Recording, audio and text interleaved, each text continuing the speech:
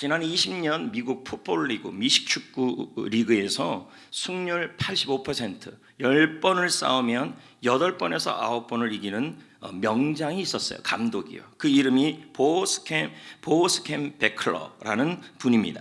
그분은 이 대단한 기록을 세웠던 핵심이 뭐냐라고 했을 때 힘들수록 어떤 상황에서도 기본으로 돌아가야 한다. 그 기본에 답이 있다라는 게 핵심이었습니다. 오늘 말씀 제목도 그래서 힘들수록 기본으로 돌아가야 답이 보인다고 잡았습니다.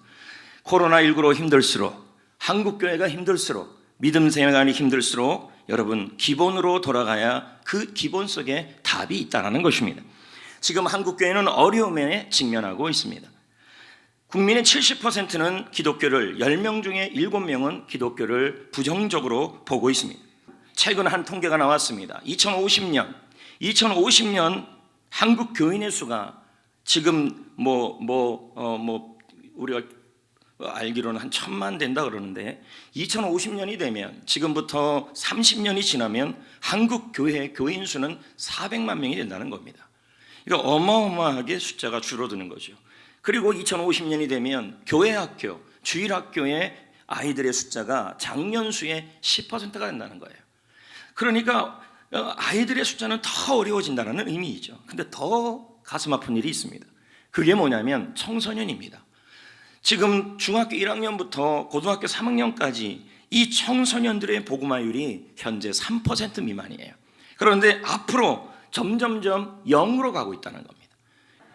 수도권 교회의 절반이 현재 지금도요, 수도권 교회의 절반이 교회 학교를 운영하지 않고 있어요. 유아부가 없고 영아부가 없고 유초등부가 없고 중고등부가 없고 청년부가 없는 수도권 교회의 반이 그렇다는 것이죠. 교회들마다 어려움을 호소하고 있습니다. 참 힘든 상황이죠. 마치 여러분 침몰해가는 세월호 같아요. 그래서 최은식 박사는 빅체인지라는 책에서 이제 한국교회는 빅체인지를 해야 한다, 크게 체인지를 해야 한다, 변화를 가져야 한다라는 그 얘기를 하면서 책을 냈죠. 그 책에서 이런 말이 나옵니다. 2045년부터 한국 기독교인은 점점점 감소할 것이다. 그리고 2045년 이후부터는 상당히 빠른 속도로 감소할 것이다. 침몰은 서서히 하지만 한번 들어가면 쑥 내려가 버린다는 거죠. 그래서 앞으로 한국교회는 짧게는 2년, 3년이 골든타임이다. 그리고 길게는 10년이다. 이 골든타임은 살릴 수 있는 기회라는 얘기죠. 배가 침몰해가고 세월호가 침몰할 때 골든타임이 있었어요. 그때 그 배를 살려내면, 구해내면 거기 있는 사람들, 승객들이 살아날 수 있었는데 그 골든타임을 놓친 것이 세월호 아니겠습니까? 지금 한국교회가 그렇다는 거예요. 앞으로 2년, 3년 안에 이 골든타임을 놓치거나 10년 안에 이 골든타임을 놓치면은 한국교회는 침몰한다는 거죠. 그러면서 미래학자 최은식 박사는 2년, 3년 안에 교회의 방향을 바꿔야 한다. 미래의 방향을. 그리고 빅체인지를 해라. 빅체인지. 빅체인지는 뭐예요? 한국교회가 지금의 이 흐름에서 크게 체인지를 해야 한다. 변화를 시켜야 한다. 무엇으로 변화시켜야 하냐? 예수님의 지상대 명령이다. 그걸로 체인지해야 된다는 거예요. 이게 사명이라는 겁니다. 지금 상황이 힘든 건 사실이에요. 한국교회도 힘들고 마치 지금 서서히 가라앉는 배 같아요. 한국교회가. 그리고 목사님 교회가 가라앉는데 나랑 뭔 상관이에요? 그렇지가 않아요. 여러분, 교회가 건강해야 우리가 믿음이 풍요로워요. 교회는 그의 몸이니, 오늘 말씀처럼 교회는 그의 몸이니 만물을 충만케 하는 자의 충만이 교회 안에 있다는 거예요. 그러므로 교회는 파이프 같아요. 하나님의 은혜, 하나님의 축복, 하나님의 사랑, 하나님의 평강, 하나님의 기쁨, 하나님의 형통이 교회를 통하여 여러분에게 온다는 거예요. 가정에도 흘러가고, 회사에도 흘러가고, 일터에도 흘러가고, 자녀들에게도 흘러간다는 거예요. 그래서 여러분, 한국교회가 침몰하든 말든 나랑 무슨 상관이에요? 라고 할 수가 없다라는 것입니다. 그러므로 어떻게 해야 될까요? 지금 어떻게 해야 되냐는 것이 오늘 말씀에 나와 있습니다. 빅체인지를 해야 한다. 지금까지 한국교회가 흘러왔던 그 흐름에서 체인지를 해야 한다는 거예요. 지상명령으로. 수없이 하는 얘기죠. 선포하지 않은 목회자들이 어디 있습니까? 근데 진짜 체인지를 해야 한다는 거예요. 그러기 위해서 기본이 교회의 기본으로 돌아와야 되는데 그것이 세 가지라는 거죠. 에베소 1장 3, 5절. 자, 그의 기쁘신 뜻대로, 하나님의 기쁜 뜻대로 여러분을 예정하셨다. 여러분을 구원하셨다, 여러분을 택하셨다, 예수 그리스도로 말미암아 하나님께서 하나님의 아들들이 되게 하시기를 소망하셨다는 것이죠. 여러분, 우리는 하나님을, 예수 그리스도를 믿음으로 하나님의 아들들이 되었습니다. 하나님의 자녀들이 되었습니다. 하나님의 가족이 되었습니다. 그러므로 우리는 예수님을 믿음으로 하나님의 가족으로 태어났습니다. 이미요. 아멘. 이걸 확인하는 것이 어디냐면 바로 셀 모임입니다. 여러분, 셀 모임에 참여하는 것은 우리 예수님의 명령입니다. 셀을 사랑하는 것은 예수님의 명령입니다. 사도행전 교회를 보십시오. 참 건강한 교회였어요. 소그룹으로 모였어요. 자주 모였어요. 함께 모였어요. 대그룹으로 모일지라도 소그룹으로 또 모였어요. 왜냐하면 하나님은 소그룹을 통해서 하나님의 가족임을 확인시키기를 원했던 것이에요. 현재 대한민국은요, 1인 가구 시대, 2인 가구 시대가 접어들었습니다. 그래서 2020년, 2년 전의 기준으로 본다면 여러분, 대한민국의 한 명이 세대를 이루고 두 명이 세대를 이루는 숫자가, 퍼센티지가 63%예요. 이유는 다양해요. 여러 가지 이유가 있어요. 상처받기 싫어서 나는 혼자이고 싶다, 간섭받기 싫다, 스트레스 받기 싫다, 아프다, 만사가 싫다, 손해보기 싫다, 모임에 가기 싫다, 싸우기 싫다, 갈등하기 싫다, 세상이 무서워서, 사는 게 힘들어서, 어색해서, 다 공감이 됩니다. 왜요? 저도 그럴 것 같아요. 왜 여러분은 교회 모임에 참석하지 않아요? 셀 모임에 가지 않아요? 그러면 여러 이유들이 있어요. 난 상처받기 싫어요. 너무 간섭받는 게 싫어요. 내가 아픈데, 간호하기가 바쁜데, 사는 게 힘든데, 먹고 살기도 힘든데, 세상이 무서운데, 거기 가봤자 갈등만 생기는데, 손해보기 싫은데 뭐로 셀 모임에 가요? 뭐로 모임에 가요? 충분히 공감이 돼요. 이해도 되고요. 근데 여러분, 이거 아십니까? 사람의 기본 욕구가 있어요. 그 욕구는 뭔지 아십니까? 바로 사람은 함께하고 싶은 근본 욕구는 있어요. 이걸 심리학자 메솔로우가 5가지 욕구를 설명했는데 그 욕구 중에서 제가 3가지를 설명합니다. 첫째가 뭡니까? 메솔로우가 말하기를 사람에게는 소속감이 있다는 거죠. 욕구라는 거예요. 누군가 나를 아껴주고 누군가 나를 사랑해주는 그 모임에 소속받고 싶은 사람의 근본적 욕구는 있습니다.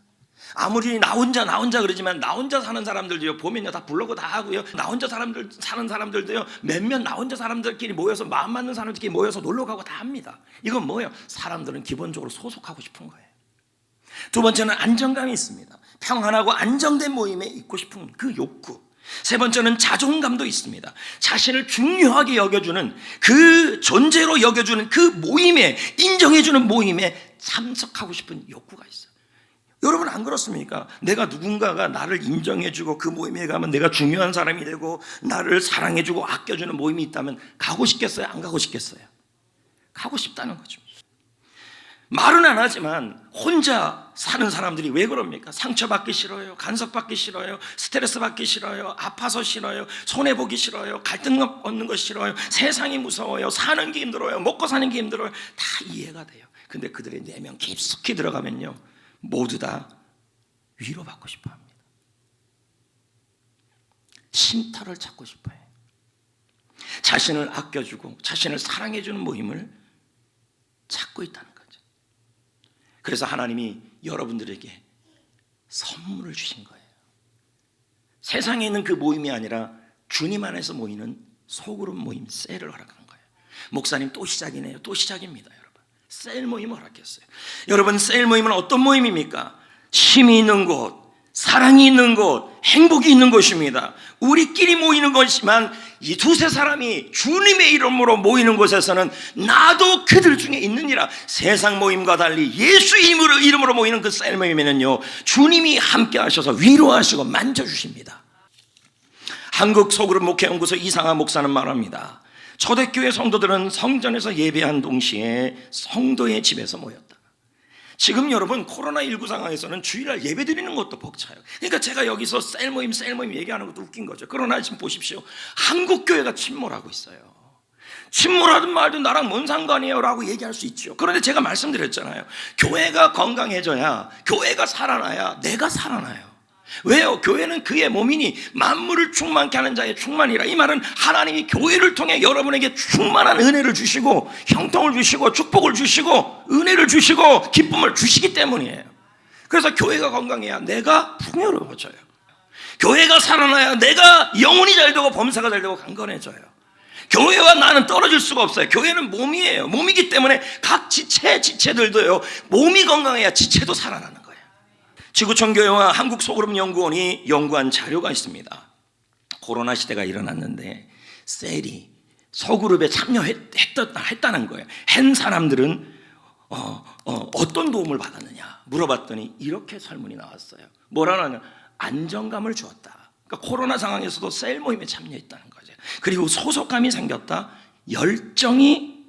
영성에 도움이 되었다. 그리고 신앙 발전에 큰 도움. 넘어질 때도 넘어질 수가 없어요. 왜요? 셀과 셀 리더가 기도해 주니까. 그리고 교제에 도움을 받았다. 전도 활동이 활발했다. 이렇게 말하고 있었다는 것입니다. 성도 여러분, 셀은 예수님의 목회 본질입니다. 셀은 교회의 본질입니다.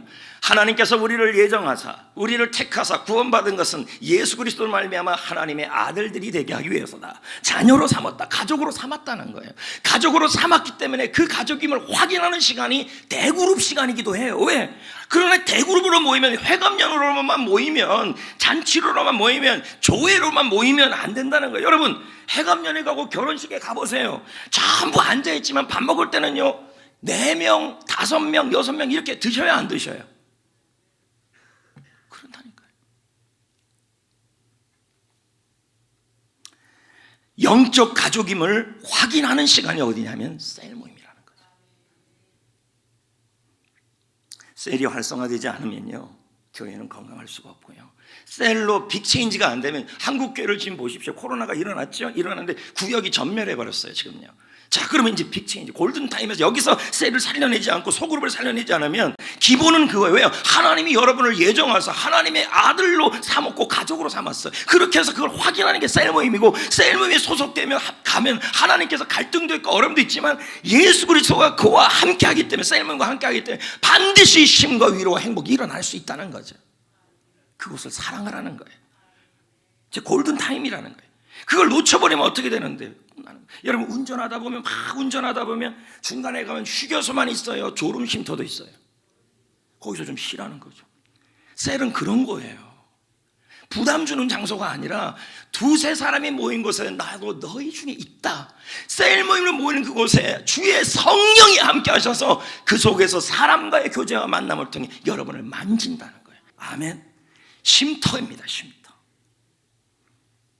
셀 모임은 셀 모임 자지, 잠이나 자지, 뭔 셀 모임에 가? 아이고, 그냥 등산이나 가면 되지, 하이킹이나 하면 되지, 셀 모임은 뭐하러 가? 여러분, 물론 등산도 하이킹도 외부적 친교 모임도 물론 주님이 함께 하지만 성경에서 정확히 하신 말씀이 있어요. 2-3 사람이 주님의 이름으로 모인 곳에 나도 그들 중에 있느니라. 주님이 위로하신다니까요. 힘을 준다니까요. 우리는 기본으로 체인지해야 돼요. 다시 한번 체인지 하셔야 돼요. 셀 모임을 사랑해야 돼요. 여러분, 하나님의 가족, 하나님의 자녀로 태어났어요. 그러므로 그 자녀임을 확인하는 시간이 2곳인데 대구로 모이는 이 뭐예요? 주일 예배. 이건 잔치 같은 거죠. 그런데 잔치만 하면 안 되지 않습니까? 가족으로 돌아가. 나 가족이 싸우고 마음도 안 들고 상처만 주는다. 여러분, 그래도 밥 먹잖아요. 같이 앉아서. 아닙니까? 물론 부부끼리는 안 먹을 수 있지만 어떻든 여러분, 좋은 교회 만들어 가야죠. 교회가 건강해야죠. 이대로 위험성을 안 느끼고 이대로 그냥 두고 있다면 여러분 한 사람 나 하나쯤이라고 이렇게 생각하면 안 된다는 거예요. 교회는 공동체예요. 여러분 한 명이 좋은 셀을 사랑하고 그 셀을 참여하고 그 셀을 사랑하고 나아갈 때 교회도 건강해지고 여러분도 풍성해져요. 2번째 있습니다. 마태복음 28장 19절 읽어볼까요? 시작. 너는 가서 아버지와 아들과 성령의 이름으로 세례를 베풀고. 네, 뭡니까? 빅체인지 하라는 거예요. 교회가 뭐를? 아버지와 아들과 성령의 이름으로 전도하고 세례 주라는 거죠. 그럼 왜 이렇게 하라는 거예요? 과거 한국교회는 영적인 출산, 이게 영적 출산 아닙니까? 영적 출산에 집중하지 않았기 때문에. 그래서 진짜 영적 출산으로 체인지를 해야 한국교회는 이 골든타임에서 돌아올 수 있다. 근데 코로나 전에 한국교회를 보십시오. 거의 다 뭡니까? 영적 출생이 아니라 다른 교회에서 태어난 사람들, 영적으로 태어난 다른 교회 자녀들이 계속 옮기고 이런 형태가 일어났다는 거죠. 2021년 기준으로 대한민국 출산율이 0.81명입니다. OECD 경제협력기구 31개국 중에서 최하입니다. 옥스퍼드 대학 데이비드 콜먼 박사는 저출산으로 인구가 소멸될 건데 가장 먼저 인구가 소멸되어서 나라가 없어질 1호 국가를 예측했어요. 그 나라가 대한민국이에요. 우리나라가 사라진다는 거예요. 전 세계 중에서 가장 빨리 사라질 나라가 우리나라라는 거예요. 이대로 저출산으로 가면요. 여러분, 만약에 아이가 없으면 학교가 필요 있습니까? 없죠. 가족이 생기지도 않죠. 아이가 없으면요, 유치원이 필요 있어요? 어린이집이 필요 있어요? 아이가 없는데 나라가 필요 있어요? 키즈 카페가 필요 있어요? 다 필요가 없어지는 거죠. 지금 이게 현실이라는 거예요. 그 교회도 그렇습니다, 여러분. 실제 출산도 출산이지만 교회가 영적 출산이 너무 없어요. 이 말은 다른 게 아니에요. 복음을 통해서 하나님의 자녀가 되는 출산율이 떨어진다는 거예요. 여러분, 만약에 교회가 영적 출산율이 떨어지면 교회도 사라질 것이고 사람도 못 세워요. 제자 훈련은 어떻게 합니까? 셀도 사라지는 거죠. 근데 지금 한국교회가 그동안 한국교회의 모습을 보면 출산을 한 게 아니에요. 영적 출산을 해서 복음을 통해 영혼이 하나님의 자녀가 되는 경우가 거의 적었고, 어떻게 하냐, 그동안 한국교회 코로나 전까지 흐름이 뭐냐면 다른 교회에서 부모님을 통해서나 다른 교회에서 예수를 믿었던 사람들이 옮겨오는 경우들이었다는 게 거의. 이런 흐름을 바꿔야 된다는 거예요. 주님이 원하는 건 영적으로 복음을 통해 하나님의 자녀가 되는 일이 일어나야 돼요. 교회는 복음이 있어야 합니다. 복음이 전해지는 곳이 있어야 합니다. 왜요? 복음만이 구원의 능력이에요. 로마서 1장 16절, 이 복음은 모든 믿는 자에게 구원을 주시는 하나님의 능력이라. 과거 한국교회는 이런 이야기가 많았어요. 코로나 전이죠. 그래봤자 3년 전이 아닙니까? 신도시에 종교부지를 얻어서 거기다가 교회 건물을 지었더니 한 번에 성도수가 500명이 늘었다. 이게 그동안 흐름이었어요. 근데 코로나 일어나 보세요. 한 번에 500명씩 빠져나가고 있다는 거예요. 뭐 한 거예요? 태어난 애가 그냥 옮긴 거예요. 계속 그렇고 있다는 거죠. 이렇게 말하면서 이걸 뭐라 그랬어요? 빠른 성장해야 한다, 급성장해야 한다, 그런 단어를 했다는 거예요. 근데 여러분, 주님이 원하는 것은 뭐냐면 급성장이 아니라 빠른 성장이 아니라 바른 성장이에요. 믿으시면 아멘. 언제부터인가 한국교회 안에 성장제일주의가 됐어요. 숫자만 늘면 성공으로 인정했어요. 그러다 보니 많은 사람들을 끌어모으기 위해 마케팅을 하고 엔터테인먼트를 하고 연예인을 부르고. 그러나 참된 전도는 여러분, 다른 교회의 영적 유아가 옮기는 것이 아니라 그 교회 안에서 복음을 통해 하나님의 자녀가 태어나는 게 진짜 전도예요. 생각을 바꿔야 돼요. 빠르게 하는 게 아니라 바르게 하자.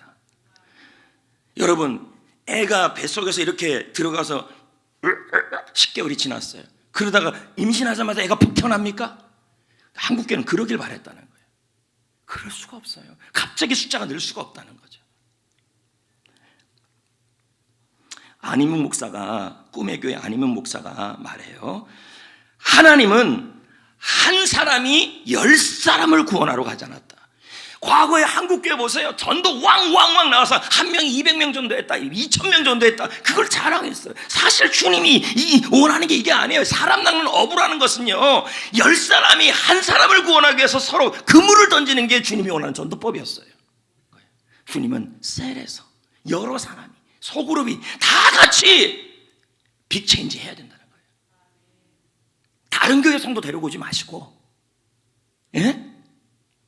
불신 영혼을 전도하시고 그 영혼이 출산하게 해야 1년이 지나서 성전교회 성도가 몇 명 늘었냐를 자랑하지 마시고 1년이 지나서 성전교회 성도들이 누구를 전도해서 그 영혼이 변화되고 세례받아서 누가 행복한 사람이 되고 있는 사람이 몇 사람인지가 중요하다는 거예요. 그래야 교회가 살아요. 그래야 여러분이 풍성해져요.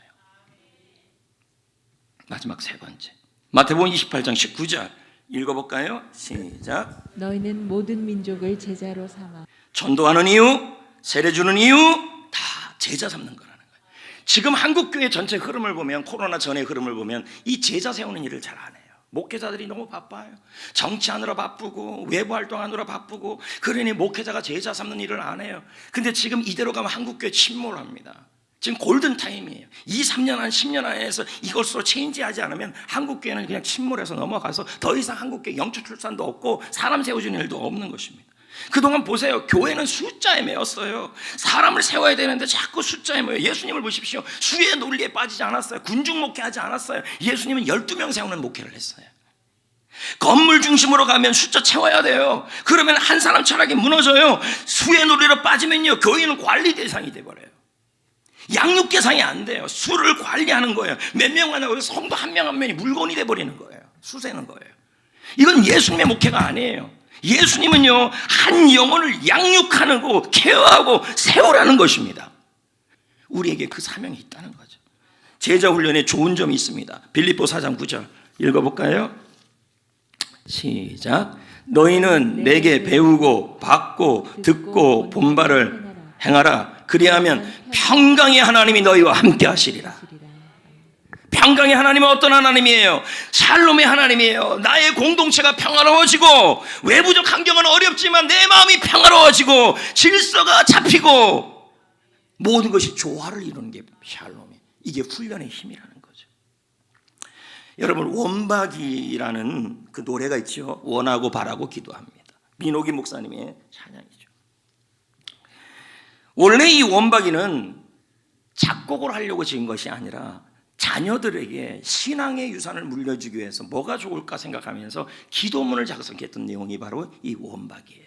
원하고 바라고 기도합니다. 그래서 거기다 곡을 붙였죠. 가족들에게 가정 예배를 처음 드리면서 같이 불렀는데 애들이 너무 은혜를 받더라는 거죠. 지금 이 노래가 전 세계 10개국의 언어로 번역되어서 불려주고 있어요. 하나님을 닮으라는 거죠. 하나님의 꿈이 나의 꿈이니까 그게 들어있어요.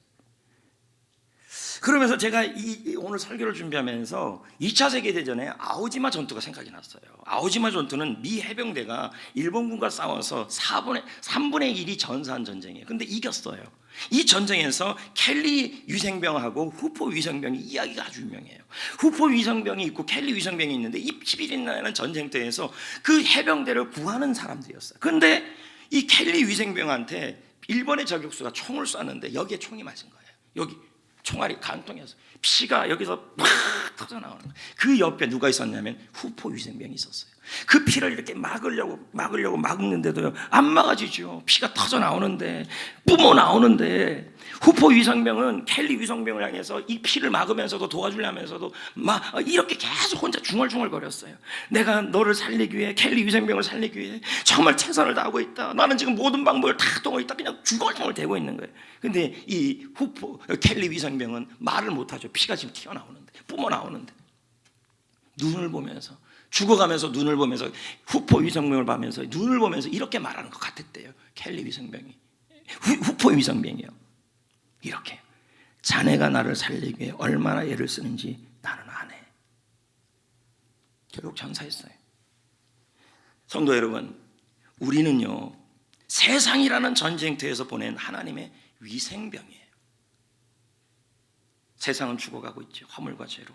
한국교회도 지금 쓰러져 가고 있죠. 이것을 살릴 수 있는 유일한 길이 있다면 그건 복음이요, 기본이에요.